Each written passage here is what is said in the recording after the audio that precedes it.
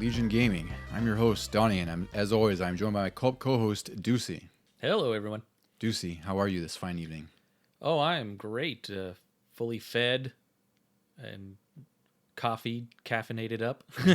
I can tell you're in the sort of food coma, kind of like you're at that peak, then you hit the valley, and you're making your way back up. No, but I'm definitely ready to talk video games. I think we're ready. This is going to be a pretty big episode for anyone listening out there. If you've been following us for the last few weeks, we've been covering the Donkey Kong Country games. So we started with the first one from 1994, and then we covered Donkey Kong Country 2. And today we're going to finalize the trilogy with Donkey Kong Country 3, also for the Super Nintendo. But before we talk about monkeys and bananas, Deucy, what have you been playing lately?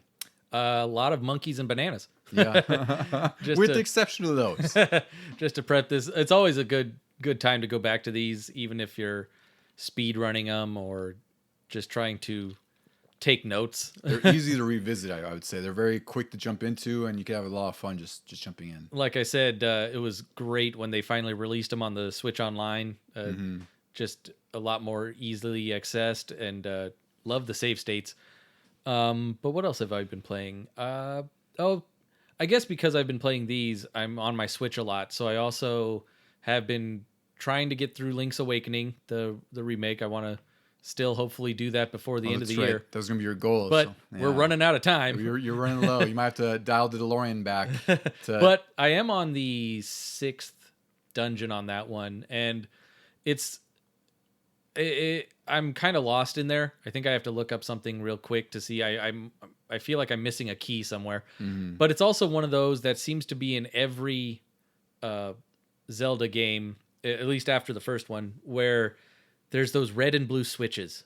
Oh yeah, you have to hit them, and they're like toggles essentially. Yeah, and then there's like a blue wall that blocks you, and you hit it, so now that one goes down, and the red walls come up. And every middle generation Zelda game seemed to have that. I was also trying to think. They definitely didn't have that in the original, but I feel like there was something similar to it because back then it was black and white, so you couldn't really tell red versus blue. Yeah, I can't remember if they had the lanterns or the something that would toggle like that either. It doesn't sound familiar. It's also been a while since I played that. Yeah. And I also got into, but went back briefly to like Tetris 99 because they had a couple of themes that were fun, like Mario RPG theme. I did get to play a little bit of that one. I think a Mario Wonder theme was also recently. Wonder was the most recent one you told me about. Yeah. That was fun. I picked that up for a couple days, play that real quick to get the 100 points required. And then I also went back to F-Zero 99, which we talked about in the best games and everything, and Mike brought up. And boy, have they done a lot more to that. I have to get back into it because it's been a couple of weeks, but yeah, I've been impressed with how much they've supported because Nintendo can be kind of wishy-washy with how quickly they're getting updates for certain things. Like Tetris 99 is really supported, and it has its seasonal events. But F-Zero 99, it's like every other week, it seems like they're coming out with new tracks or new events. It's really crazy that they've dumped that much into it. But I guess it's really popular. It's doing really well, as it should. Oh, that's nice. And I hope they eventually get into what we initially said was maybe bring out more cars, more of the characters from the later F-Zero games, just in 16-bit form. But right now, what they're doing is fine. They're adding a bunch of the tracks. I hadn't played since their first update, which was when they got the Queen's Cup. Yeah. But they've also since then brought in the King's Cup, and they have a special winter event where they've turned everything icy, which was shock to me. I was like, oh, I never thought of doing that, but that's awesome. Like, there's a couple tracks already on there called Whiteland where they do have the snow and ice theme, but now you play regular old Mute City or something, and they've got ice physics. That sounds pretty... Well, I guess that's also a good way to mix the tracks up, too, because that one has a voting system, so it makes sense that, they kind of, switch up the variety a little bit if you have more icy tracks on there. Especially when you may know Mute City in and out. Yeah. And now there's like 3 different Mute Cities because that's what they had in the original. They have just different difficulties. And also, when it comes to the voting, like you said, they'll usually have the winter theme one, which is has a snowflake by it, so you know which one is that. And then they'll have a regular one from the original packs. Nobody ever votes for the regular ones. Yeah. They're like, because there's also some things you can unlock when you race a certain amount of times on the ice levels. So everybody's trying to go for that, and those always win every vote. Yeah, I really want to get back into it because I loved how the game felt. And, you know, at the time when I was playing, like they only had a handful of tracks. I think I played one of the newer updates. But yeah, is it only like a temporary thing? Are they going to get rid of it? Or, I mean, are those new tracks also part of the full rotation? Do you know? Well, the tracks from the 3 different cups are there permanently. Yeah. But the ice versions, I think, stops somewhere in mid-January. Oh, so it's like a seasonal thing. Yeah. Yeah. For me, I've been playing. Well, I got back into Batman Arkham Origins for the first time since it got released. I want to get back to that too. Yeah, so it's one of those games way back then when it came out on 360. I loved Arkham Asylum and City, like 2 of my all-time favorite games, really, still. And Origins, I don't know what I was going on at the time, if I was playing something else, but I only played like a little bit, and maybe it was more of the same, and I don't know what the case was, but I quit like maybe a quarter of the way through and just never picked it up. And then since then, or actually when on release, I remember it was known for having a lot of bugs, a lot of issues. On PC, it was really terrible, apparently. So but all of them were all of them were, yeah. It's just to varying degrees, I guess, too, which probably didn't help me sticking to it either. Yeah. But it was $4 on Steam. I was like, all right, well, I'll run it. I'll check it out. And it still has some bugs. Like it still has some things, like there's enemies that just kind of like you punch them and they just explode and just go like 50 feet in the air for some reason because of the physics. Well, that's just because you're Batman. Yeah, it could be that too. But it looks pretty incredible. I mean, granted, it's like a 10-year-old game on 2023 hardware, but it looks really freaking nice. Like we always were hoping that they would do a remaster or like a remake. Mm-hmm. But the PC version, if you can get it and run it, it may as well be almost a remaster as far as graphics go. So I've been playing that. I've been really enjoying it this time around. There's there's a lot I forgot in the last 10 years, like the whole story with Black Mask, and there's assassins going after Batman because there's essentially a bounty on his head. So you fight characters like Deathstroke. He's also like, that Deathstroke fight was like I forgot how crazy it was. It was really fun. Like you have to do a lot of counters and everything, and it's pretty involved. Yeah. But isn't it kind of like, not Batman Year 1, but maybe like Year 2 it's or something? It's kind of like, very much. Yeah. Very much like that. It's like it's pre-Arkham Asylum, and Batman, you could tell still sort of like, he has a little bit of a temperament. Yeah. He's not so calm, cool, and collected. Like there's times he's snapping at Alfred because he's frustrated at what's going on. Oh, and yeah. Like, he still doesn't collaborate with the police. Like this is sort of where he builds his relationship with Gordon. Yeah. Like they don't trust each other at all in this story. So it's pretty cool. It is kind of like a Year 1/Year 1.5. And I think I'm probably about 2/3 of the way through now, and it's been really good. Like it really does feel like a side story, to City and Asylum. Like it almost feels like it could have been like a really big expansion pack. I don't know what the reception has been since then, but now it seems like there's a lot of people who are really fond of it, saying like, "Oh, it's always been great. It's always just overlooked, right?" I was like, "All right, maybe you were there in 2013, but I don't know. It seems like Where were you back then when it needed help? Because there were a ton of people that were like saying, "Oh, good riddance. It's not part of these remastered packs." Yeah, and it's like, it's not by Rocksteady, is it? Did they produce it? Or it's a different developer entirely. I think I forgot who it was, but it wasn't Rocksteady, which has also been maybe the reason it hasn't been in a collection. Yeah. Like they always skip this one. Yeah. But I've never found anything too bad with it or too different. Like whoever took over just for this game, they basically took what Rocksteady already did and just added a new story to it. And I think that's may have been what was at the root of its sort of reception. It was a lot of the same without doing a whole lot new. Like there's this cool gimmick now where it's more commonplace now, but even in 2013, I think only one game had done it before. That was called Remember Me, which is a fantastic game. But you in Arkham Origins, you could rewind crime scenes and kind of scrub through them to find evidence and scan them. And it's a cool gimmick. I love when games have that because it's also a cheap way to get more of the story and narrative in there, like Batman's and also Batman's detective sense. Yeah, right. Like it's to show how he investigates a crime scene, how he comes to conclusions. So it's really effective. It really works. But I think maybe in 2013 it was too much of the same with very little new. But 10 years later down the line, it feels great. Like it feels like the Arkham like Arkham City, like it controls well enough. It's not Arkham Knight because it was a couple years before that. Yeah. But I've been really enjoying it. Also, I wonder if it's something where people who are playing it on their modern PCs are like, wow, this looks and runs really great. Like, again, it's not a technical marvel as far as it bugs and everything, but it looks fantastic. It doesn't look like a 10-year-old game. Yeah, it's funny that they were complaining that it was more of the same, but then Arkham Knight came along and the combat and everything was more of the same.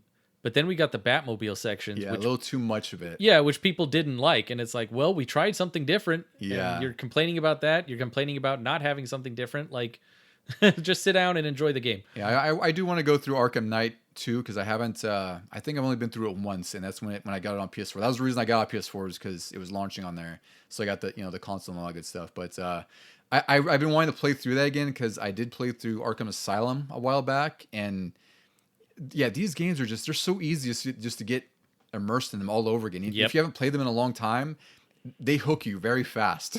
There So was, I would love to do the trilogy all over again. I feel like last year or maybe 2021, I went through Asylum and City back to back because I got them on sale. They're always cheap. It's always like $4 for the bundle. They had their first remaster because I think isn't there a whole trilogy version now with Arkham Knight included? There's a bundle with all three, but Arkham Knight isn't remastered. It's just the Xbox One or PS4 port. Yeah. But yeah, this was back when there was only the two of them that were getting touched up. Mm-hmm. And I went through those back to back. And I told myself, no, I just want to play through for the story. And I still ended up getting like all of the Riddler trophies on Arkham Asylum. Yeah, well, it's like there's so much, little bits of lore in the collectibles and everything. Like it's kind of hard not to seek out. Like we were talking about in the other episode, how I didn't like Far Cry 6 because they had too much crap that just didn't mean anything. Yeah. Whereas with this, like the collectibles, you sought them out because usually there's some sort of piece of lore. There's like, even if it's like a photo with like, something explaining the character, like with some of them, or if it's like the, in Arkham Asylum, they had the Arkham headstones or something where you would scan them and there would be like a voiceover of the history of Arkham. Talking about how the asylum was built and just the story of the family. Yeah, like I love stuff like that where it's like it's collectibles, but there's a reason to really pick them up, and maybe they'll culminate into some side quest or reward. Did Origins? I'm really trying to remember if I even beat Origins. I feel like I did, but did Origins have Riddler trophies and things like that? It has like these Riddler. They're called like I think they're called exposition packs or something like that, or expose packs, because like they're literal over. But I'm not a big fan of collecting them because it's like they're kind of everywhere. Oh. Like they're in the sewers, or like you really have to seek them out. And it's one of those things. This is like the type of game where I'll seek them out as I'm playing, but most of the time I'll finish the story and then go back to collect everything and finish everything up. But yeah, this does have some collectibles. There's like these little satellite arrays that you could knock out because you have to find his headquarters. Riddler's headquarters, and there's a bunch of those littered around each section of the map. So it's very similar to Arkham City. Like it's just with a little bit different spin.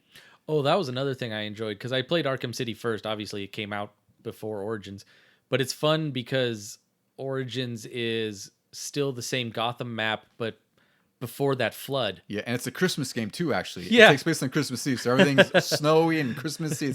It's really cool because I was playing this right before Christmas. Oh man, we should have both played that. We could have done an episode on it. Yeah, That's our Christmas really cool. episode. Yeah. What I was going to get into is it's too bad that we may not get a Batman game for a long time, if ever, because the next game that they're doing is Suicide Squad. Oh yeah. And so far I've been kind of lukewarm in that because it wasn't kind of, but there've been leaks and discussion about how it's kind of going towards the game as a service model and always has to be online. And it's a co-op game, which Gotham Knights didn't really work for them. Yeah, and Gotham Knights did this, and it's a different developer. I get it, but with Suicide Squad, I don't know. I'm really curious to see how it's going to pan out when it releases because right now I have almost no excitement for it. Like I want to play it, but I'm also not like ready to pre-order or do anything with it. I haven't been super excited for it like I was with the Batman games, but two things have kept me in it. Where one, it's still Rocksteady, and they haven't really disappointed in the past. And two, I heard that after the initial launch, not official launch, but like there was some sort of I don't know if it was the beta. I don't know if it must have been a closed beta or something. I forgot what ended up coming out from that. Yeah, it got terrible responses, so then they've pushed it back, and hopefully that means changes are being made. And if I recall correctly, though, they did come out and say like, no, this delay isn't for to overhaul the systems we have in place. They said it's more for polish and other things, which hopefully means they're polishing, but they're also examining what they're doing with the game because that indicator, of course, it's like it's hard to gauge how many people on the internet are mad and how much will affect the game sales, right? But this was, I hope this uproar, whatever size it was, will get them to look at that, because the last thing I'll play is like a grind fest Yeah. kind of thing. There's ways they can make it fun. I'm not confident because, Rocksteady may be Rocksteady, but they're going to be under WB, who, we mentioned in one of the other episodes how they're really pushing and trying to lean more on games as a service and like live service games. Especially like Mortal Kombat now. Like Mortal Kombat, right? So that's why it's hard for me to kind of blur that line. It's like, well, Rocksteady is Rocksteady, but then you have WB who's like, no, you got to monetize this as much as you can. So for me, it's really much a wait and see kind of thing. Like I want to like it, and I hope it'll be a great co-op game, but it's just, WB makes me skeptical is all it is. The other part that kind of gives me hope is that like there's this sort of low buzz in different circles that the live service games, like PlayStation was going to be a huge proponent of these things, and now that's also starting to die out from what they announced a couple years ago to what's been coming out, and with a handful of failures. Hopefully they're just seeing an overall picture of this is a bad idea. I've seen people throw around the idea that live service games, the bubble's about to burst or it's bursting. Yeah. So hopefully, maybe that's the case. I have no idea. Like, it's hard to say because it seems like Warzone and Fortnite are really the biggest dogs in the fight, and maybe Epic's Legends. But hopefully they'll see that there's more failures than there are successes, and there's only so much room for live service games as well. Like, there's only so many games that can exist and take people's money. Yeah. And it's like with something like a big property like Batman or Suicide Squad, like I don't know how well it's going to fit with everything else, Yeah, this is the one time where I kind of wish, even though I don't have a PlayStation 5 right now, it'd be helpful if Sony was doing it more than WB. Yeah, because I agree. They would focus, they're really good at the story-driven single-player games like God of War and Spider-Man. Dry, no BS attached to it. Yeah, exactly, which not many publishers are confident in, apparently. Yeah. Even though there's some companies that have some success with those, All right, so now we'll get to our main events.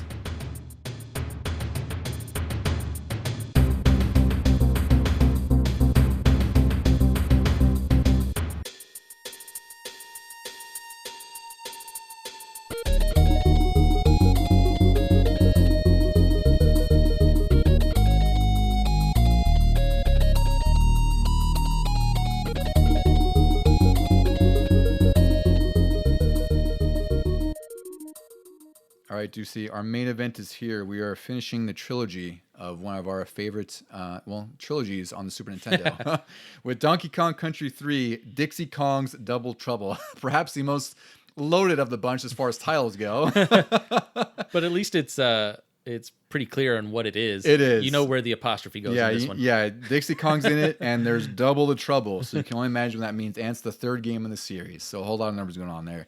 So this one was released on November 8th, 1996. Another holiday, Thanksgiving-ish, release. Deuce, do you have any recollection of this period in your life with Donkey Kong Country 3 looming?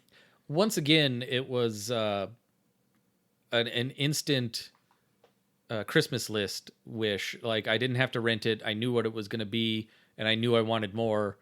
But it was also during the time where N64 was hitting the news because it had already released, and I really wanted Mario 64, but I knew I gotta wait. I'm not getting an N64 for Christmas. I might as well settle for just a game or two. And luckily, DKC 3 was coming.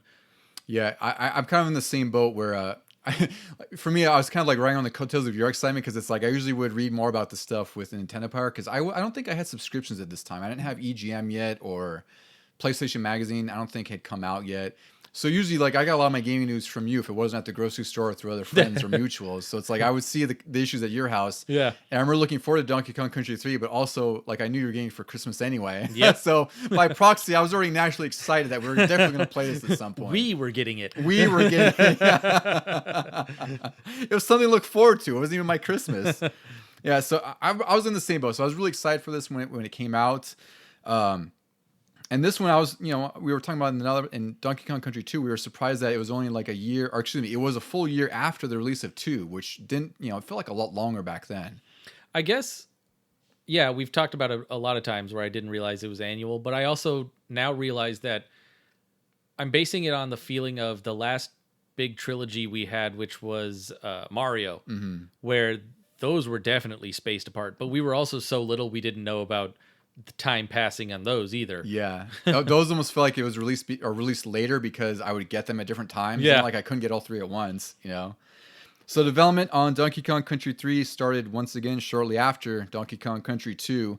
And by this time, Rare was, obviously very well experienced with their SGI workstations and their modeling system to get the 3D models translated and converted into sprites. But by this time, this was November 96 when this was releasing. So at this time, like you said, Deucy, like the Nintendo 64 had just come out 2 months previous to this.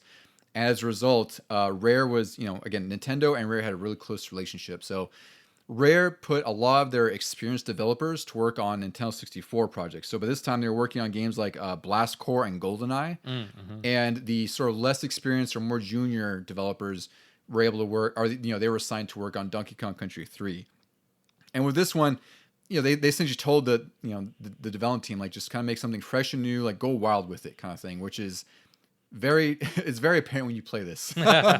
There's a lot of differences that, are from DKC 1 to 3, and then there's DKC 2 to 3. Like they're 2 or 3 totally different games as far as look.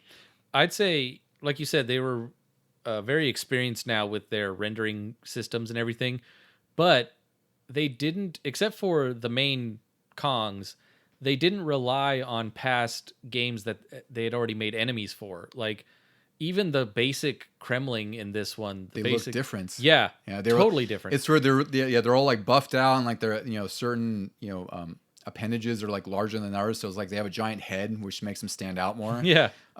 Everything just looks bigger in this game. And for this theme, like I was pretty lukewarm of this, even as a kid. Like I don't know how I felt about it, and even now playing through it, I wasn't sure how much I love it at all, because it's more of like they took influences of Canadian and Northern European land masses, which is very apparent. You watch this and there's like a lot of like waterways, there's like these ornate buildings and a lot of snow-capped mountains. Yeah, like it looks like I don't know, like a European country you'd visit or something. I think the bear characters also help with that aesthetic. That's true. Yeah.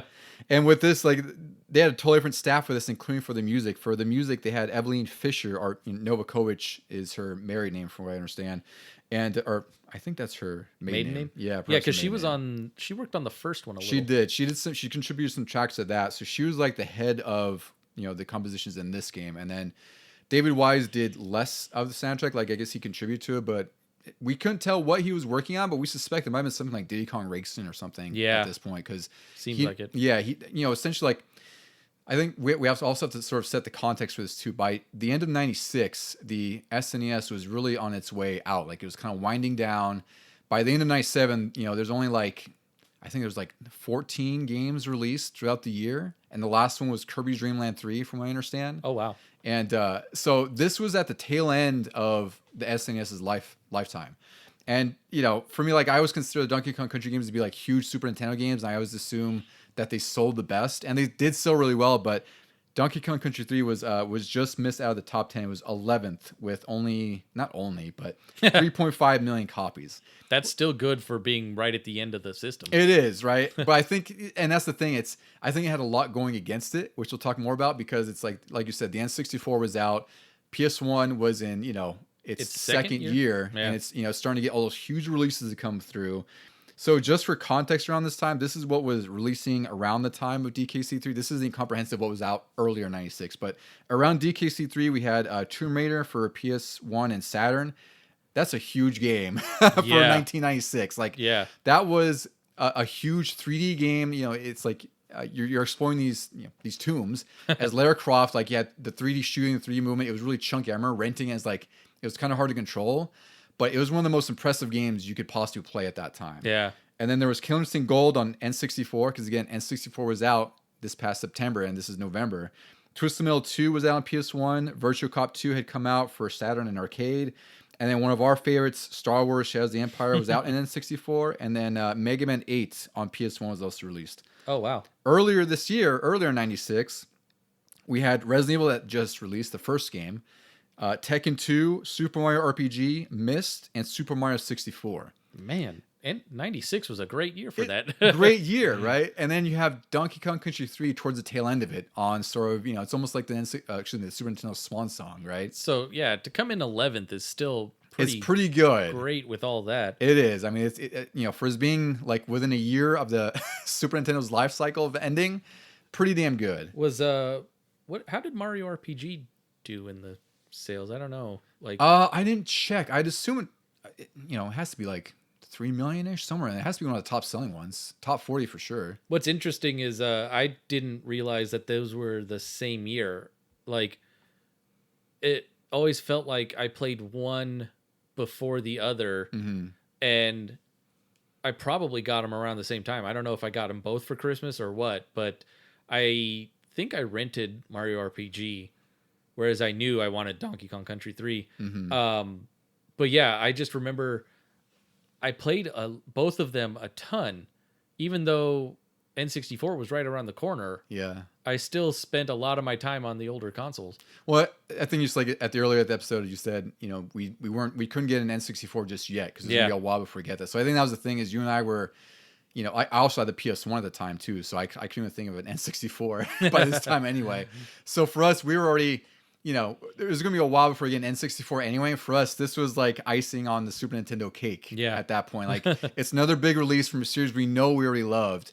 And it's a big Christmas release. So for us, that was a big deal, I would say. It made me thankful that I went the Nintendo route in the console wars, because Genesis for a while there had beaten Nintendo, but then they shot themselves in the foot, and then Nintendo ended strong. They did, yeah. And at this point, I don't know how many Genesis games were coming out because Saturn was the big focus. Yeah. And even then, it wasn't didn't have that much strength to begin with. Like it was already kind of it already had a hard time getting its footing to begin with. And I don't know, by 96, I think it was still doing fine, but, it started winding down 97, 98. Yeah, for sure. And Genesis definitely had to be winding down because, they were so focused on the Saturn. Like, what else are they going to release on the Genesis? Like, it's probably a lot of ports. I don't think there were too many original games. Maybe Vector Man 2. I don't know if that was a late release or not. But, again, like, they're winding down. Like, it's... if the SNES is out, the Genesis is, like, already has its foot out the door. You know? So this game introduces a new character that we'll talk a little bit about. It's Kiddy Kong. So fun fact about this one. So Kiddy Kong is like a baby. He has like this this onesie on, this blue onesie. He's kind of chubby. He has like this goofy look on his face. He's supposed to look like a toddler. And in Japan, his name is actually Dinky Kong, which, if you remember in our earlier episode for Donkey Kong Country, that was one of the proposed names for Diddy Kong. Yeah. So they ended up using Dinky anyway. Oh, They no. got their wish. It still doesn't fit. Yeah. So this was released November 8th, 1996, and it got pretty solid reviews at the time. So for GamePro, issue 100, January 1997, they gave the graphics a 5 out of 5. Sound got a 5. Control got a 4.5. Fun Factor got a 4.5. They really liked the music and variation, but they said not much had changed from DKC 2, and they noted that the collectathon did not help. And there are a lot of collectibles in this game that we'll kind of get into. And then they said it's a nice swan song for the SNES, which is understandable because again, like looking through this issue and all the magazines, really, I should say GamePro and EGM, not all the magazines. Like it was so heavy-handed and front loaded with the 3D stuff, right? Like Saturn, PS1, N64. Those were like the main focus of all the reviews. Like this was almost an afterthought at this point. Oh man. So for them to recognize it, like, yeah, this SNES is ending. Like this is a great game to kind of dwindle that down. EGM issue 91, February 1987. They did not feature this as the cover story. Tekken 3 was the cover story, which, again, think about that. Like you have Tekken 3, which is a huge arcade game and an even bigger PS1 game. And you have Donkey Kong Country 3 in the same month. Reviewed, I should say. Don't they consider Tekken 3 one of the best of the whole series? I would say it's easily one of the best of the entire series. Like that one is still a great one. Like I would wish they would remake that one, even though it doesn't make sense because all the new ones are great too. Making new ones. Yeah. So in EGM, they gave the scores here. These are all out of 10. They gave an 8, an 8, an 8.5, and an 8. They thought the best feature was the control, and they thought the worst feature was more of the same. And for them, they thought the graphics were actually rivaling some of the 32 and 64-bit games at the time. And they also thought it was a great addition for the SNES, but felt it was also too much of the same. And like I mentioned, like at this point, 32 and 64-bit games were just dominating every magazine that was covering multiple platforms. That's odd that, I mean, yeah, it is more of the same where you have the two monkeys representing your two hits. They have barrels, ropes, DK barrels to get your buddy back. But I feel like this one had a lot more variation in what individual levels were doing compared to 2 versus 1. I would say it does for the most part, but then also I think this one reuses the levels. It seemed like a lot more often than even 2 did. Yeah, it does feel like a step back into the DKC1 world. Yeah, and even there's instances where certain level themes, like if it's like the industrial layer or something, like they'll change the color tint. So it's like instead of like like a blue gray, now it's like a like a fuchsia gray or something like that. Yeah, there was one where there's like these vats of chemicals, and in one level it's green chemicals, and then another level it's purple chemicals. Yeah, it's just like a palette swap. So it's like I would say like within the game itself, yeah, it's more the same. But comparing it to DKC2, I would say there's enough different here that it does stand on its own. Like I wouldn't say you could confuse the two at all, not at all. But I would say it's like that. It's a little bit unfair. Like it does. The game itself is kind of repetitive in what what all the levels are. Nintendo Power also reviewed this in issue 90. It was the December 1996 cover story. Another cover that I vividly remember reading at your house. It was them on the turbo ski thing, I think, or the toboggan looking thing. Oh yeah, it was in the snow. Snow. Man, they're 3 for 3 on covers. They are. They're great covers, yeah. And then this issue for DKC3 also had a 10-page guide, and they also continued over future issues. I think it was over 2 or 3 issues at least.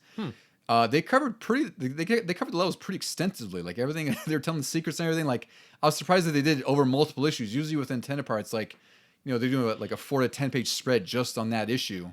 Yeah, especially when, like we mentioned, the next generation is coming out, so they want to cover N64. But also, they had their own brand of strategy guides specific to individual games. Yeah, and they would definitely want you to buy those. Mm-hmm. Yeah, this you think they would just give you like a taste here, but they're really giving you like the whole game. But also, I guess the other side is if you want the next issues, you would have to subscribe or convince your parents to go to the store and buy it for $5 or $6, whatever an issue cost back then. I feel like though in the individual issues they might not have covered a lot of the secret extra stuff like the Lost World in this version. Yeah, it's not like everything. Like it's like I said, it's pretty comprehensive, but I don't think they show you where every little thing is. Yeah.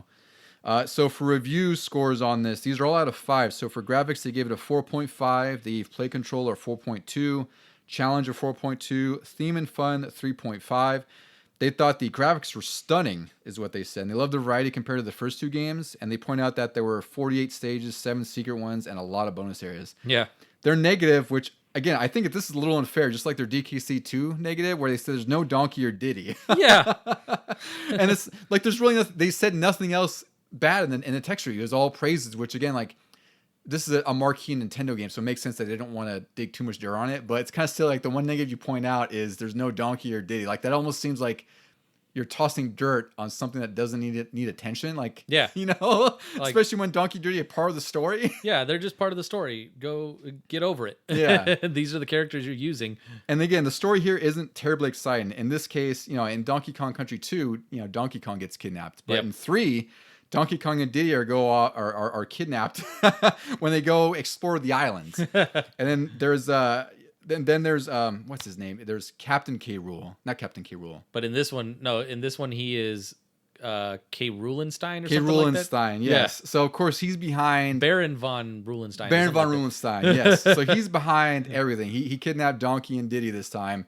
And Dixie's cousin, Kitty, comes to the rescue, and both of them go off, and they off to rescue, Donkey and Diddy. What I thought was weird, and they don't really play it up anymore, but back then when it first came out, you weren't supposed to know that K. Rool was behind it again. Mm-hmm. Like that robot boss in like the 3rd or 4th level. Chaos. Yeah. Is supposed to be the main big baddie. Mm-hmm. And even back then, I looked at that and went, there's no way in hell this trash can is the main boss. It's the worst red herring you can imagine. Yeah. You're not fooling anybody with this red. Like, what are you trying to do? Like, why didn't they take a page from the Mega Man script where, like, Mega Man 4 and 6, they tried to do something a little different and throw in a different evil scientist. And then Wily came out. Yeah. But like in this one, it was like, no, there's no way. It's like the most Scooby-Doo mystery you can imagine. Yeah. Like, you rip off the mask. Oh, gee, it's K. Rool again. Yeah. Who would have thought? You know? So this game, like Nintendo Power mentioned, has nearly 50 levels, which is pretty crazy. There's 48 levels. There's also a secret world called Krematoa, which is this game's equivalent of Lost World. And this game has more collectibles than even DKC 2 did. There's a lot. There's this family of bears. There's one bear in each world, and each one is like this. It's sort of like a fetch quest where you could pay them coins to get certain items from them, but it's kind of like the Link's Awakening quest where it's like, you know, it's like trading. Trading quest. Yeah. And, you know, they're kind of fun. Like, they all have different personalities. Like, one guy's kind of like a pirate-looking guy with a cannon and all that. And yeah. There's one guy. There's a pair of brothers in the snow world who are like, I think they're Swedish or something. They got some sort of accent or something. And they, and then they run. Don't they run the ski lift? They do. Yeah. There's the sad bear, and his fur is blue. Yeah, that's right. His name's Blue. So there's the whole sort of trading side quest there. Now you can collect banana birds, which are these. They're literally like bananas with wings and feet. They're kind of off-putting and weird, and they also have beaks. You can collect those by discovering secret caves, which have like this game of Simon where you have to hit the button presses and match them. So it says like, you know, BYXX and match that, and then you collect the banana bird, which leads into a separate ending if you get all the banana birds, which I remember doing as a kid. That's the true ending. That's the true ending. Yeah.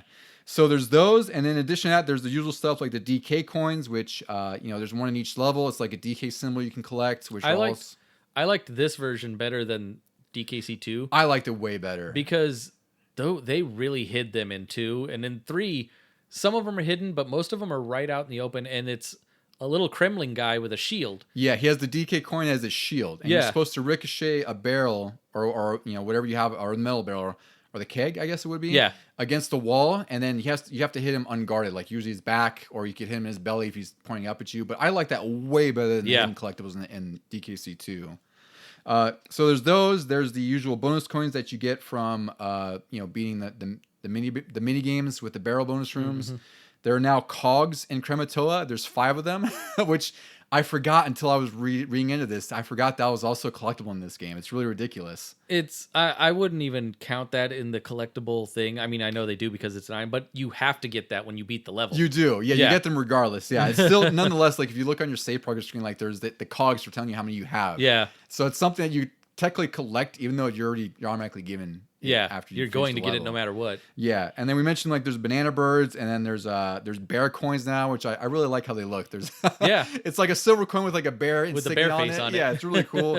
You can use those to buy items, or you can use them at Swanky's minigame. I forgot what it's called, Swanky's Carnival or something like that. Swanky's Top or something like that. Something like Big that. Top or something like It's a collection of mini games where it's like you're playing like this game where you're throwing balls at like this target against Cranky. Yeah. And if you win, you get a bunch of bananas and more bear coins. So it's kind of like a theme park. It's like a mini theme park with mini games in there. And I think that's what's most apparent in this game is they went all out with their mini games and like the different varieties of play they have on there. Like one of the bosses you were mentioning, Deucy, was the I think what's his name on K3. He's the snowman guy, Bleak. Yeah. That's a snowball fight. Yep. That was probably my favorite boss fight in all 3 games, was because you have to, and the trick is he goes into the back row or the foreground, and you have to switch real quick where your ball is going to go, like how far you want to throw it. And then you just have to dodge his as they're coming in at you and make sure you hit him in the little tie. I thought that was really clever of them to do. It felt like they were like, well, Virtual Boy bombed, but here's the back and foreground thing that we wanted to pursue in that. Yeah, it's really easy to use too, because you have your D-pad and you just hit up or down on what level you want to hit, throw the ball in. Yeah. And it's really fine because it's really easy to read. Like there's 3 distinct tiers that you're aiming at, and then you have like this little ball on the left side of the screen that shows you where you're throwing it. And it's probably the most fun boss fight, I think, in the game that I can immediately recall, because there's a lot I didn't like. Yeah. But we can talk more about Dixie and Diddy first and how they play, because... Kitty, excuse me. I said Diddy. So much DKC going around. So Kitty and Dixie are, again, they play wildly different from each other. Dixie is very light and nimble, and she also has the returning helicopter spin move, which is probably my favorite move in this whole trilogy. Oh yeah. And Kitty, he's a lot heavier. He's more like on the Donkey Kong side, and he also has this move that is so difficult for me to do, but he has like the water skipping Oh, thing. I was gonna point that out. I was like, that was a neat inclusion because Donkey has the roll, but there was never any like surface water. Like in the first game, a water level was a water level. Yeah, it was underwater. You didn't have puddles that you Yeah. could skim over. Yeah. So it made sense with Kitty because he's a baby, so he's big and brawny, but at least he might be still light like a baby.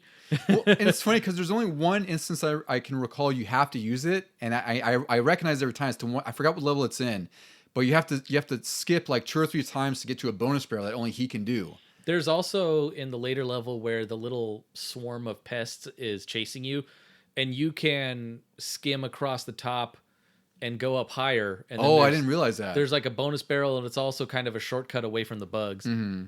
Yeah. So I never really use him. He's super slow, and for me, like I just like the speed that Dixie has, and she just is like easier to control in general because she's so nimble and quick. Whereas Kitty, like I don't know if I think he can kill like the big buff Kremlings, but his slowness really really hampers how I play. He's not very conducive for me, but he's still fine to use. It's not to say he controls poorly. I've noticed he's also harder to put onto narrow platforms. Yes, absolutely. Or to keep you on there. Like when you have to fight the robot boss in the first time, and the whole thing is like those blades come out and you have to step on them like stairs and then hit the head. With Kitty, like you might not fully get on the blade, or you might hit the body and bounce off. Or, yes, I did exactly that. Or you might hit the head in the wrong angle and bounce off. And I was sitting there going, what am I doing wrong? Yeah. A hit should be a hit. So the themes in this game, again, we mentioned that it's inspired by like Canadian and Northern European land masses, and it's very apparent. And each level or each world has like, I don't know, like they're kind of distinct, but they're also kind of similar, right? They're all countryside kind of levels. Oh yeah. Like there's Lake Orangutan, which I think is one of the better ones. It's a literal like kind of lake foresty kind of area. It looks like, maybe Camp Silver Lake from Friday the 13th, something like that, but not as scary. And there's Crimwood Forest. There's Cotton Top Cover. There's Mechanos, which is almost like I assume some sort of Greek architecture themed kind of level, but very industrialized. Yeah, kind of industrialized. And there's K3, which is like the snow area. There's Razor Ridge, Chaos Core, and then of course there's the aforementioned Kremato, which is like the hidden world, which is like the sunken volcano, if I recall correctly. Yeah. Right? Yeah. And I'll say like one of the criticisms I have of this game is that I'm not a fan of like the overused tree trunk levels. Oh yeah. They're apparent, and they're like, so this game follows DKC2 where a lot of levels are vertical. There's a lot of verticality, like you're going up a lot of things. There's a lot of shafts and tunnels. There is a mix of levels that go from A to B, or they go up and down, but I am not a fan of these tree trunk levels at all. I mean, I thought they looked good. It was a unique idea. Yeah. Because in the first game you had the treetop levels where it was like a city in the treetops. It reminded me of Endor. In this one, now you're going inside of it, like Keebler elves are going in there. Yeah. And it does have one of my favorite levels, but also one of my most hated ones. My favorite one is, not of all, but for this theme, are the ones where the little monkeys are throwing like nuts at you. God, yeah, those are really annoying, especially because if you play as Kitty and his butt is like kind of through the barrel that guards you. Yeah. He gets hit. Yeah. He has a hitbox on his butt cheeks or something. It's really ridiculous. I was like, what? How'd that hit me? You gotta make sure your ass is protected. Yeah. But then it also later on in the game, there's that one, it's kind of like Toxic Trouble in the second game, where the saw blade keeps moving. I have that noted. That's my one of my most hated levels. Yeah. It was Ripsaw Rage. Yes. And it's definitely rage inducing.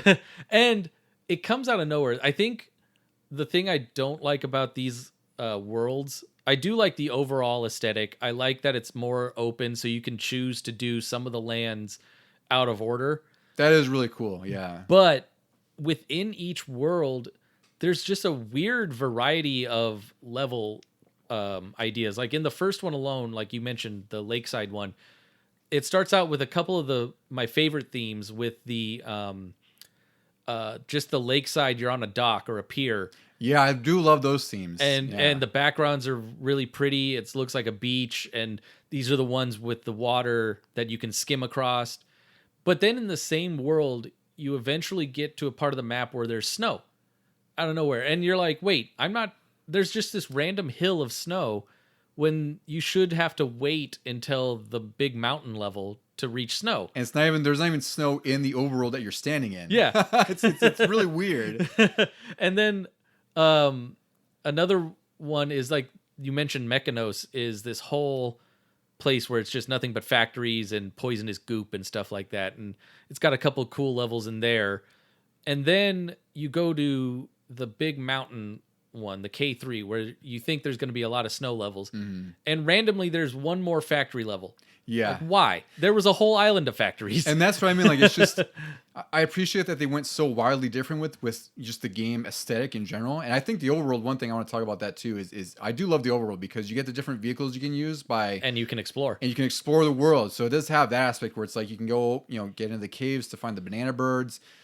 You can give parts to Funky Kong from, beating bosses or progressing in the game. You get like a turbo ski. There's like a hovercraft, and a helicopter, and a gyrocopter, which I think you get for getting all the DK coins or 103%. Yeah, I think it's the right? DK. It's like it's nearly end game stuff. Yeah, and then I think there's even more secret areas with that. I can't fully recall though, because you have to get 2 more banana birds with only that. That's right. There you go. So yeah, there you go. So I think it's really cool that they went that far with this kind of overworld theme in a Super Nintendo game. Even though it's like, it's not terribly deep. It's just I remember, exploring that when I was a kid. I was like, this is freaking cool. Like, I got this vehicle. Like, it was fun to zip around because also each vehicle can traverse different things, right? Like the Turbo C can get up waterfalls. Yeah. And the hovercraft can get over rock formations, Yeah. So it's really cool they did that. But then again, the adverse to that is when you're actually in the levels, there's a lot of repetitive use of themes. And I think that's apparent. It's like you said, even in the first world, it kind of gets silly where it's like, you're seeing the same theme. Then in Mechanos, you're seeing themes you saw like in the world you just played over. So I think, and I don't know why they would have done that. Like maybe it's something that they wanted to have more levels out, or they're under crunch time or something. But it seems more repetitive than even the earlier games were. Yeah, I mean, I think we pointed out in last week's about DKC2 where each world was a definite theme, and then you didn't see too much of that in any of the worlds following. Yeah, like each level felt like it followed that theme of the overworld. Yeah. And there wasn't, I'm sure there's some repetition, but it didn't feel as much as DKC3 had. No, this one was kind of all over the place. Yeah. They were at least really pretty to look at. Like, they've really upped their game with the backgrounds. And I do like in the waterfall levels where some of the paths go behind the waterfall, some of them go in front. The effects in this game are really awesome. Like when I was playing through this, like I really didn't. I don't think I appreciated some of the graphical tricks they were doing in this back then, because they also might have been the same thing where I was like, this is kind of more the same in some instances, and I wasn't sold on the theme. But yeah, they have some pretty impressive effects. Like you said, that waterfall is really cool, where it's like you go behind the waterfall, and the waterfall is like, it's in front of you. And then if you just go in front of the waterfall, it's like in the background. It's like a pseudo 3D effect that is really effective, despite being on the Super Nintendo. And really all they're doing is like you're going on an upper path or a lower path. Exactly. But it definitely looks like in the foreground or in the background. What was the other thing I really liked about this one? Oh, the water levels. I don't think I mentioned it in last week's, but I didn't like the water levels, the swimming levels as much in those. Oh, I agree. They weren't that great. The music was great in them though. Like that really bass drum heavy pirate theme. I mean, it was no aquatic ambience. It was not. Yeah. The levels, the levels I didn't like them as much as DKC1. They felt very busy because a lot of the swimming ones back in that one were you're in a sunken ship. So there's just wood everywhere and boxes planks and cannons, whatever. And I definitely got lost a couple times in those. Whereas in this one now, you're back to nature, and they're really. It looks like it's lively. It's like a lively underwater. Well, it looks like the original game, the DKC1's water levels, only remastered. Yeah, with a whole new life to them. Yeah, by this time, whatever they had been, of course, they have like 2 or 3 years, however many years experience by this time on those workstations. Like they really pushed the Super Nintendo to its limit here, because even the color palette is extremely vivid and vibrant, because DKC one was pretty vibrant, but it was also kind of muted because I don't think they knew what they were doing yet, and they're still trying to figure out the hardware and how to get everything to work. DKC two was mostly kind of darker and drabber because it was in the Kremlin world, so it was a lot more. It just felt like more depressing to look at. And three, and maybe that's why they went with this theme instead, is because everything just looks lively, like it's a European countryside almost. Everything's like bright blue, yellow, and the graphics really reflect it. Like everything looks freaking incredible in here. Even the levels with sunsets were still vibrant, and they also, another version of like remastering an original idea is in the K3 mountain area. There's some levels that snow, just like in World 4 of DKC 1, where it starts out not snowing and then the snow comes, and then it might taper off by the end of the level. And I was like, oh, I don't think they really had that in the second game, whereas they brought it back in the third one. Yeah, I didn't think about that, but you're right. Like I would say maybe in DKC 2 there was a lot of some rain levels, but there was nothing really snowy or anything that would progress from like, a light drizzle to a storm or anything. Yeah. They were really focused on everything else. And maybe that's something where DKC 2 was a really busy game, so maybe it's one of those things where they couldn't pack too much more into it. Yeah. Because even one of the wind stages where you're being carried, like there's all those leaves floating. Oh, yeah. I would say it's like probably the most, graphical effects they're pushing right there is maybe in one of those levels. Yeah. But three, like, I think this is when they found their groove, but unfortunately it's like, the SNES is about to die. So at this point, it's like they're giving it their best at the very end, And they didn't need, I don't think they needed the Super FX chip for this. They did not, no. Like, when you look at Yoshi's Island, it's technically Mario World 2. Mm-hmm. And it's also a use of the FX chip that wasn't just polygons like Star Fox. Yeah. And they did a really great job. I love the artwork in that game. Oh, it's a gorgeous game. We need to cover that one too. Yeah. Yeah. But they needed that FX chip. And this one is just, we got better with the same computers that we've been using. Yeah, they've been familiar. They're they know exactly what they're doing, and like it shows. But it's just like such a shame because it would have been cool to see if things had been pushed back even a year further, like just to see what Donkey Kong Country 4 could have looked like on Super Nintendo, But then Kitty would have been leading. Then maybe it wouldn't have been so good. Yeah. Any standout levels? Because I have a few levels that I really liked, but I want to see if you had anything that stood out or any graphical effects or themes you like the most. Standout levels, or the levels I liked. One of them, it's kind of a simple background, and they use it a couple times on levels, is the low G pipeline or something like that. Low G Labyrinth. Yes. That's one of my favorite levels. I was about to point that out. Yeah. I really liked what they did with the physics in that. Even though it's a very simple level where you're in sewer pipes and there's like a green gas. But I just liked being able to go boing. Yeah, it's low G, so you have low gravity, and you're just like floating, like you're moonwalking almost. And again, there's no real explanation for this, why it's in the overworld, but hey, it was fun. Yeah, it worked, and that's a good, it's a good example of how they wanted to switch the game up and add more variety. I think that's a really effective case of doing that. Where one of my most hated levels was what did I have it here? The poison one. Yeah, I forgot what it's called though. I don't know if I wrote it down. There it is. Poisonous Pipeline. Yeah. So this, I think, is probably the worst level in the game. Because the entire gimmick of this is your controls are reversed, and it's a swimming stage the entire time. So up is down, down isn't even up. You have to hit B to like swim up. Oh yeah. And then left is right, right is left. It is the dumbest, cheapest way you can make a game or a level difficult.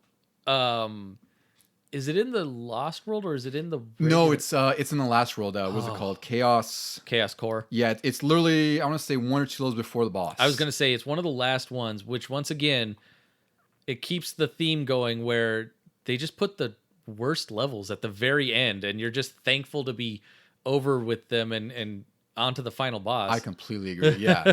And that's what sucks is like they continue that, but I think it's less severe here. But Poisonous Pipeline is the exception. I think it's just a stupid level that isn't fun, and it's just cheap. Yeah. There's no reason to do that. There's no challenge in that other than having to unwrap my mind. Yeah. Right. And understand how to beat this freaking level. I understand if it's an attack from an enemy that you get poisoned briefly and now your controls are reversed. That happens in like even in fighting games and stuff. But to have a whole level based on that, what were you thinking? Well, and a swimming level. It's like it would have been bad enough if it was a platforming level or like some level where you're on land. Yeah. Because I feel like I would have more control on land. Whereas with when you're underwater, like you float, you have momentum. It was really freaking hard. Like I didn't get game over till the end of the game because of this level. I had like consistently like 10 to 20 lives for most of it. And then this time I got a game where I was like, oh, there it is. Like I thought I was gonna get through without a single game over, but thanks, Poisonous Pipeline. And then some of the not to harp on the bad levels too much because I really don't have much negative to say about this game. There's only a couple things that I wish were better. But some of my favorite levels were Fireball Frenzy. I think that was in Mechanos as well. Oh, I was gonna mention, that one, and the one because that's the one where the owls are in the background shooting forward, right? It's another industrial area. And then the reverse of that is the one where you're the spider and there's a target always around. That's another one of my favorite levels too. Yeah. Both of those I really enjoyed. I also just like the overall theme of those levels. The industrial really feels like an upgraded version of DKC1. Completely agree. Like it looks a lot more, for lack of a better word, heavy metal. Yeah. And the music is fantastic in here. Like it's kind of rock heavy too. Yeah. It's really good. It's definitely one of my favorite tracks in the game. It's also one of my favorite level themes, just for that same reason. I liked Demolition Drain Pipe because this game's on the little minecart type. It thing? is. Yeah. It's like this game's equivalent of a minecart level, but you're like on this again like a toboggan going through like this giant pipe. Yeah. And you're going up and down and like hopping between obstacles and like there's a rail on top that you ride that you can grab onto. You can grab onto. It's a really freaking cool level that I totally forgot about until I played through here. And then there's also Rocket Barrel Ride, which is like another fast-paced rocket level that takes place. It has the waterfall theme where you're going up, aren't you? You're going up. Yeah. Yeah. And again, I love that level theme. I think most of my knocks for like the thematic stuff, again, it's those damn tree trunks. I don't know why that's such a crawl for me. I'm just not a fan of those. I don't like the, I guess they're kind of like the mountain levels. They're vertical. The cliffside ones? I guess that's what cliffs. They are. There's no waterfalls though. Yeah, it's just like rock cliffs, right? Yeah, it's just the rocky ones. Those I would say aren't my favorite either. They're kind of plain compared to the rest of the game. But they do have some interesting levels on those with the barrels that actually crawl along the ropes. Those are really fun, and I like the level. I forgot what it's called. I think it's actually one of the last ones maybe, but it's where the rope is burning. Oh yeah, and it's almost like this game's auto scroller, but it's less annoying than Castle Crush. But yeah, you got a flame burning at the rope that's coming at you while you're having to traverse up the rope. You're just You're picturing the Mission Impossible theme playing. Yes, exactly what it's like. Yeah. That's a great way to put it. But yeah, I agree. Like I'm not a big fan of the cliffside theme, as far as art look, but they're pretty fun levels. Like I really didn't hate many of the levels on here at all. And then my favorite jam is Rockface Rumble, which is on the cliffside levels. Actually, it's like this really like 80s metal kind of thing. It's really cool. I listened to this soundtrack too, also while at work to compare all three of them. But this one had like nothing really memorable for me, unfortunately. Yeah, I would say, and to segue into this, I would say I didn't like the boss music much at all. And it sounds like kind of like farting. Like you make comparison to like some of the Genesis music sounds kind of like farting music. Yeah. That's what I think the boss fight music in here, and that's what ties in with the fact that I don't like most of the bosses in this game at all. I think a lot of them are, for the most part, just kind of weak. Like, I told you earlier, like I didn't like his name's Eric the Spider. Yeah. He's this giant spider sprite. Looks pretty cool, and you're like in this box tree trunk kind of thing, and you have to grab a barrel from the top right of the level, and then the spider's only weak from under, so you have to have... Yeah, you got to hit him in the face. You got him in the face. So you can only hit him from under because his giant legs, you can't hit him anywhere above that, as far as I could tell. He's like a dumb boss. The first level is called Belcha. He's like this giant, wine barrel that... living barrel. A living barrel that burps. And the way you can...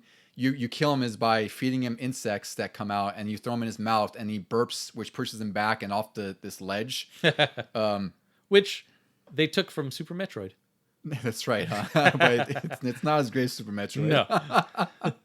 And then there's Chaos, which you kind of talked about. It's like this giant mech-looking thing that has like this tiny head that you have to jump on his blades to crack his head. It's a very return to form, like a typical boss. It is. I wouldn't say it's a bad boss fight. It's just not great. Like it's just...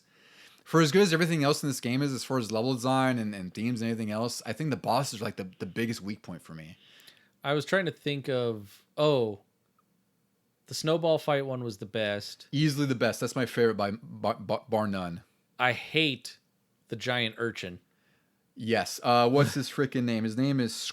What's his name here? I thought I had it on here, but he is the worst boss fight for me. His name is... Oh, his level Squirt's Showdown. Yeah. Exactly. Wait, no. Isn't Squirt's the one where he pops out of the waterfall? Because yes. Okay, the separate boss fight. Also awful. You're right. The urchin, I forgot his name. Anyway, continue. No, I don't mind the Squirt one, aside from the name. But that one, you use the elephant and then you shoot him in the eye. That one's kind of unique because you get to use the elephant's powers on that. But I also think it's incredibly boring because all you're doing is standing in one or two spots. And then you jump away from the water. Yeah, because he does like this spiral water spit move. Yeah. And he's kind of off-putting because you only see like his lips come out. They look really weird. Yeah, he looks like an alien Muppet. Yeah. But anyway, like that boss is just so boring and not great. Yeah. Like it's just not fun. But the urchin one, you think, all right, I get to play as Engard the swordfish, which he hasn't had much to do in the last couple games. He hasn't. Yeah. And now you get to play as him for a boss fight. And then, I don't know, I feel like this has some of the worst hit detection in all of the boss fights. I would agree. And I would say there's also some collision issues I had with certain levels. Like I would just slip off of edges for some reason that I wouldn't hit. Or like there's one level, I wish I remember the name, but it's one where the barrels are coming down the waterfall. Oh yeah, I knew what you were gonna say. Right, and there was point this out. way too many. So you're scaling this giant waterfall and you're going up. It's all vertical, and it's not like, when you fall here, you fall. Like you can fall basically almost at the beginning of the level, which really sucks because these barrels that you have to jump on, the hitbox where you have to jump on the barrel, it feels like it's so freaking tiny. If you're kidding, it's hard as hell to miss. And you also have to time it because they're going down the waterfall. And you have to go up. And you're going up. And there was this one particular spot where there's 4 in a row. And you have to jump on them like stairs. I know exactly what you're talking about, yeah. And then I got to the 4th one, and the blast barrel that will get you to the next part of the level is kind of up out of the screen. It's out of view. And I'm sitting there going, okay, I'm reaching this 4th barrel. Where in the hell do I go? I don't even see a banana pointing me in the right direction. And so I jumped all the way to the left. No, that made me fall. I thought, oh, maybe I have to zigzag and go back to the right. But I was like, no, the barrels aren't coming down at the right pattern for that.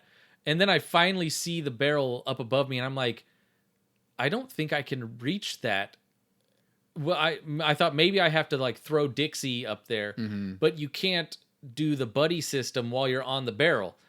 And eventually I just found out that you have to jump on the barrels at their highest point that you can physically touch them, which you don't know where that is because, like you said, the hit detection is off. Yeah, and it's funny because again, I had forgotten that segment of the level when I played this, but the moment I got to it, I suddenly had flashbacks when we were kids because I remember running the same exact issue where one, you don't see the barrel out on your screen at all, and then for me, when you're kiddie, like he is slower, so that gives you less time to hop from barrel to barrel, and you have to be quick. Yeah, like you can't waste any time because the jumping on the final jump is so quick. Like if you get on the last barrel, then immediately jump to the right and up, and hope you get in the blast barrel. Otherwise, you're back to start the whole thing over again. Yeah.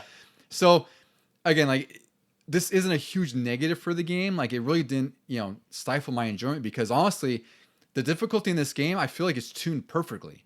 Yeah. With the exception of like, Poison's Pipeline, I would say from what they did from DKC2 being overly difficult, especially in the last worlds and more so in the last 2 levels, I feel like the difficulty curve in this game was just right. It didn't feel like it was overly hard. It didn't feel cheap in most instances. It felt like they finally tweaked what DKC1 should have been. Yeah, I can see that. It felt like even with these barrel things, I was like, oh wait, I just have to practice. I think I can do this because they want me to do it. Yeah. Whereas in DKC2, it really felt like classic Nintendo where enemies are just in the most inconvenient spots and they are going to knock you around. That's true. I didn't get to talk about that in DKC2, but there were some instances where I was like, I can't even see this enemy. Like that's just flat out cheap. Like they're off screen. I fell onto them. Like come on now. Are we in Super Nintendo? Are we back in 1987? What is this nonsense? But DKC3 definitely reduced it. But again, I think this, for me, I was kind of contending like which one do I like the best, right? Because we talked about this before with DKC2 and 1. But 3, it's hard for me to place because I think I'm going to say I like it better than 2 after playing them back to back to back, which I wouldn't have said 20 years ago. I was actually going to say that as my hot take because this has gotten the reputation of being like the worst one for some reason. And mostly it's because the popular thing to do is hate on Kitty. And I don't see that. I'm like, I don't mind Kitty that much. I think he's, do I care? I wish he wasn't like a kid, but he doesn't hamper the game for me at all. I don't like when you die and he cries. Yeah, it reminds me of Baby Mario. Yeah, it does. But not as annoying because it's over pretty quick. Yeah, and his is more hoarse and sounds deeper. Yeah. But I now think I like this one more than 2. I completely agree with you. Even with the extra collectibles and everything, they aren't out of the way, these collectibles. It's not like what we're going to get into next week with 64. Oh, God, that would be a fun one. We're going to have some numbers for you number crunchers out there. But this one, like, sure, there's a lot, but it's all in your path. It's all in your way. You're going to get them. Well, and one thing I will say is, like, there's a lot more collectibles in here, but I actually appreciate them more than 2 because here there's a loose narrative thread connected between them, right? Like, there's the Brother Bears trade quest. There's a Banana Bird stuff that's, they have the Simon game. There's enough variety here and enough, connective tissue that the collectibles are fun to seek out. Yeah. And also what I like in this game is that each level, I think except for a couple in Krematoa, they all have 2 secrets. So I already know that if I found those 2 in that level, I can just coast through whatever's left of the level. Yeah. And also I'd say one big positive with this game is they kind of went to some levels being short, like some are really short and some are like a little bit longer. But I feel like everything's just right. There isn't any levels that I could remember playing through where I was like, yeah, this is too long, drawn into. Again, the only exception, Poisonous Pipeline. Just everything bad about a game, we'll surmise in that. But I'm saying with the exception of that, everything else felt great. Some of them feel a little long because they rely so heavily on the level gimmick. Like the one we talked about, the barrels falling down. That's true. That one felt long because I just had to keep redoing it of a bunch of... There was... Oh, man, it's kind of hilarious. I died probably 3 times where I could see the flag. Oh, I was pissed. I think, so on that same level where you're going up the waterfall, I did the same because there's 2 porcupines right at the end, right? I rolled into one, and I guess Kitty just stopped dead right in the front of the other one. The I timing, died. the pacing is off. It was really stupid. So then on the next try, I finished. I was like, are you freaking kidding me? The end of the level is right there. Like, I could have just hop, skipped, and you've been there. Like, it was so hard to get there, and these stupid porcupines got me 10 feet from the goal line. The second time I went through it, the first time the porcupine got me. The second time I got through both of them, there was one of the bounty birds beyond the flag, and I forgot that you need a barrel for that. I was just trying to jump into it, and that killed me. Yeah. Which is hilarious because the end flag is on the same screen as my dying kitty. Yeah. So that's what I mean. I would agree. I would say this game is, it's hard to say if it's overlooked, but I would say it's underappreciated. That's probably the word I want to use, because not overlooked, because I know a lot of people have played it and a lot of people are critical of it, but I think it's underappreciated for what it does right, which I think is like the best refinement of the DKC formula of the 3. Because if DKC 1 was a prototype, I think a lot of people regard DKC 2 as like the pinnacle and the peak. Yeah. But after playing them again back to back to back, I really enjoyed DKC 3 on this playthrough. Like, it was really freaking fun the whole way through. Like, I went through, I think it was like 2.5 hours. I don't know what I sent to you. I don't remember what it was. Granted, it was super low percentage. Yeah, you had 49% was your, whereas my 49% is I'm getting into the second to last world. Yeah. But again, go ahead. Oh, I was going to say that actually, I didn't realize you could speed run this like you did, but you always never cease to amaze me in Metroid or Donkey Kong. You somehow get by with the bare minimum. Struggling the bare minimum, but somehow making it through. Okay, so because I did speed run, I basically speed run all of these, right? Yeah. And I would say this one felt like the most speedrun centric for me, because there's a lot of instances you could zip through a level and it feels great. Like, it feels like they were built that way, like just the way you can time certain things. And then I remember the one level in, I forgot what world it is, but where you can beat the best time of 1:15. Oh yeah. It's sort of like a sprint through the level. That's the one I think where the bugs are chasing you. Yes, the bugs are chasing you, and then also if you beat the time, you get a quest item from the bear there. I think you get the shell or something. I forgot what it was. No, he unlocks the bird cage or the bird cave. That's right, the bird cave. You're right. Yeah. So I zipped through that level in like a minute and 12. Not, I totally forgot that you get a prize for doing that. So I went to his house and he gave me, was like, oh, so that's why it had like the record on the bottom, right? I totally forgot that was the thing.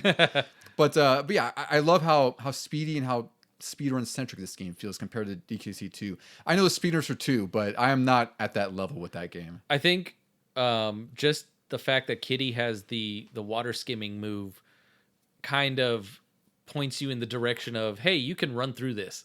No matter how much we gave you to collect, you can also just skip all that and run. Well, and again, that's purely optional, but also I think there's the collectibles in here are sensible enough that you do want to go seek them out at some point. Like that's what I think is great about this too, is like, because the open world is really like an open world where you can traverse with the vehicles. Like if you want to pause yourself, like let's say you completed 3 worlds and you want to do cleanup and go find all the bonus rooms and this and that, you totally could. Like I think it's great that they give that kind of agency to the player where you can do whatever you want if you'd like to, or you can just play straight through and have a great time either way. And we haven't even talked about the final boss, which I think is, I mean, Donkey Kong 64 is pretty fun, but that's kind of in a league of its own.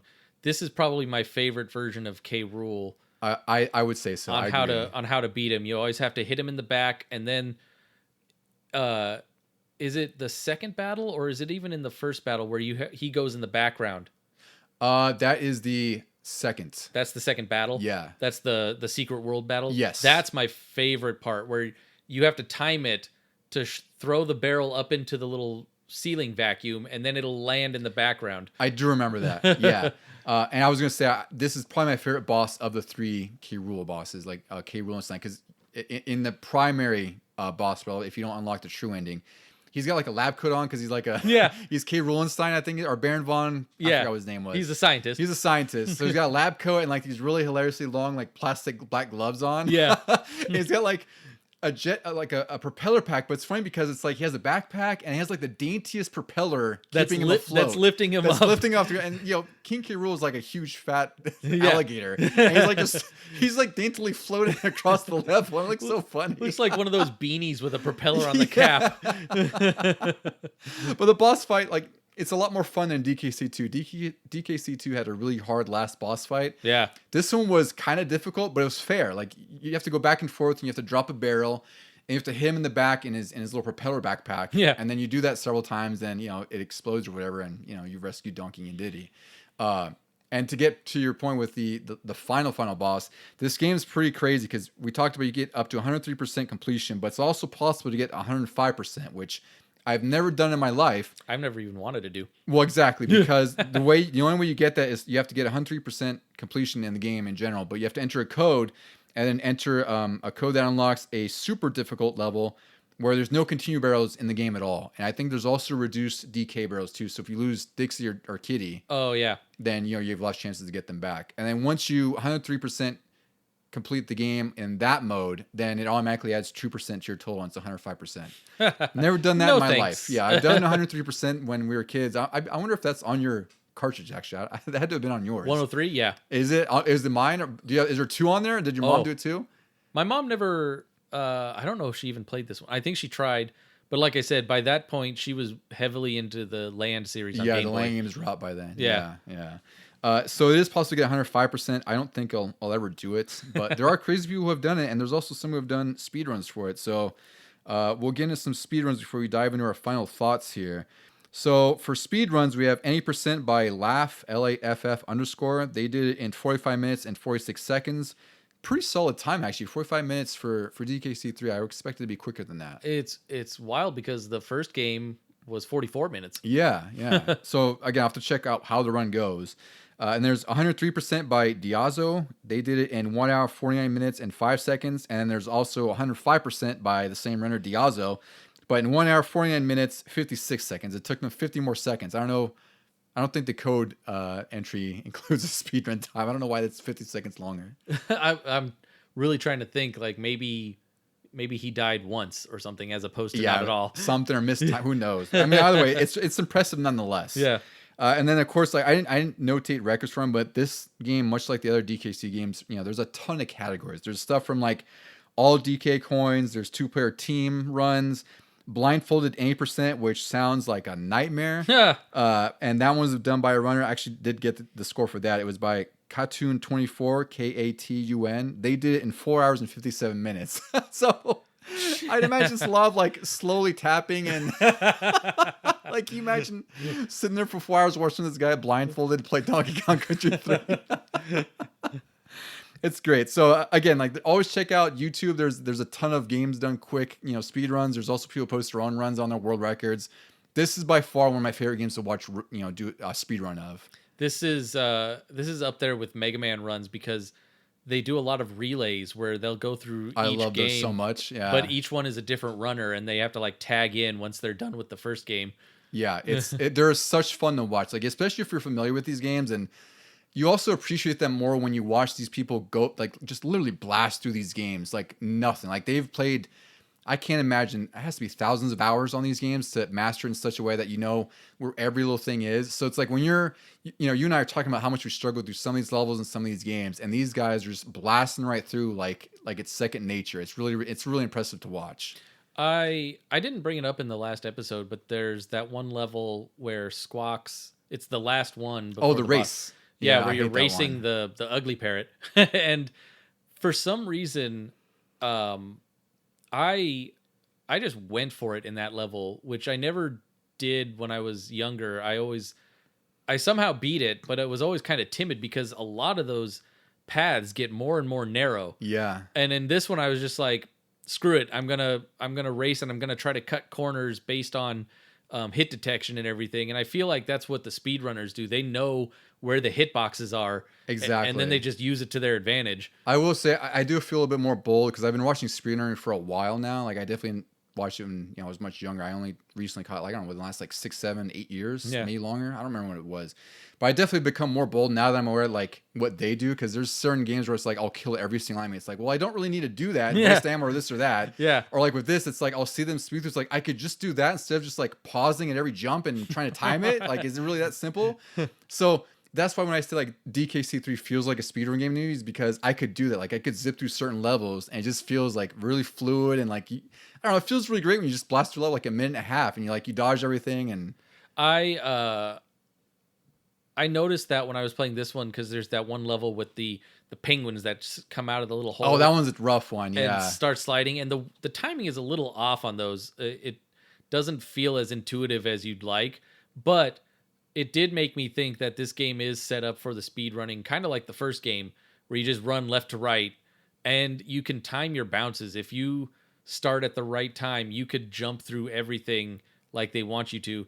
Whereas I never got that feeling with 2. 2 felt like you had to be very precise and careful. I agree. And that goes with what they, we were talking about development in that episode where they said they kind of made it more, less direct like Donkey Kong was. They try to make it more of like an adventure kind of thing, which is very apparent, but I don't think I like it as much as the DKC 1 or 3 formula. I definitely enjoy it. But in terms of like playing a platforming game, and especially with how difficult 2 is, I'm more warm to DKC 3. So Deucy, any final thoughts? What's your final words on the DKC trilogy? Because the next episode we're going to run, which is going to be a fun one the week after this, is Donkey Kong 64, which is obviously a drastically different game than this. It'll be a whole different perspective because it's like the equivalent of Mario 64, but 3,000 collectibles. It's Banjo-Kazooie on steroids. Yeah, that's a great way to put it. Actually, yeah, bigger, badder, and yeah, exactly. For this trilogy, I'm definitely gonna rank it 1, 3, 2, and I might have even said that when I was younger. Like I heard that 2 was the best from people, and I was like, what, are you crazy? Like I died a million times in 2. Mm-hmm. And then 3 just felt comfortable. It felt like they found the right balance, at least for me. And even though it was right at the end of the Super Nintendo's life, I went back to it over and over again, even after I had gotten an N64 in my possession, because when you start out with a new system, you're not going to have a whole lot of games. So you might have a game if you're lucky. Yeah. So I played a ton of Mario Kart 64 and GoldenEye, and then ended up going back to Super Nintendo anyway. And this was one of the newest ones I had at the time. So I probably played this one more than the second one.